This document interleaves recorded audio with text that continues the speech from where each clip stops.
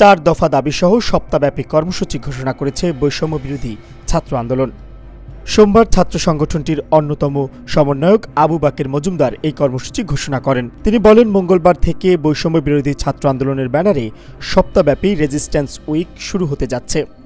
এই কর্মসূচির অংশ হিসেবে মঙ্গলবার সারা দেশে যে সকল স্থানে আমাদের জাতীয় বীরেরা বৈষম্য বিরোধী আন্দোলনে শহীদ হয়েছেন সেসব পয়েন্ট অভিমুখে রোড মার্চ কর্মসূচি পালিত হবে। রোড মার্চের সংশ্লিষ্ট স্থানে জড়ো হয়ে আমরা 1 মিনিট নীরবতা পালন করব এবং শহীদদের স্মরণে দোয়া ও প্রার্থনা করব।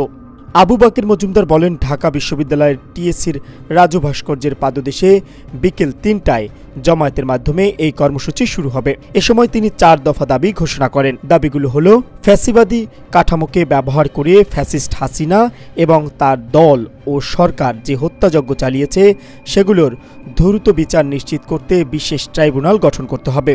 সংখ্যালঘুদের উপর আওয়ামী লীগ ও এর সহযোগী মহাজোটের শরিক দলগুলোর পরিকল্পিত হত্যা, ডাকাতি ও লুণ্ঠনের মাধ্যমে গণঅভ্যুত্থানের বিতর্কিত করার প্রচেষ্টায় অংশগ্রহণকারীদের দ্রুত বিচারের আওতায় আনতে হবে এবং সংখ্যালঘুদের ন্যায্য দাবি মেনে নিতে হবে। প্রশাসন ও বিচার বিভাগে যারা ছাত্র জনতার অভ্যুত্থানে হামলা, মামলা এবং হত্যাযজ্ঞকে বৈধতা দিয়েছে এবং ফ্যাসিবাদী ব্যবস্থার বারংবার কায়েমের চেষ্টা করেছে, তাদের দ্রুত সময়ে অপসারণ ও নতুন সরকারে তাদের নিয়োগ বাতিল করে বিচার আওতায় আনতে হবে এবং প্রশাসন ও বিচার বিভাগে যারা এতদিন বৈষম্যের শিকার হয়েছে তাদের জন্য দ্রুততম সময়ে সুযোগের সমতা নিশ্চিত করতে হবে।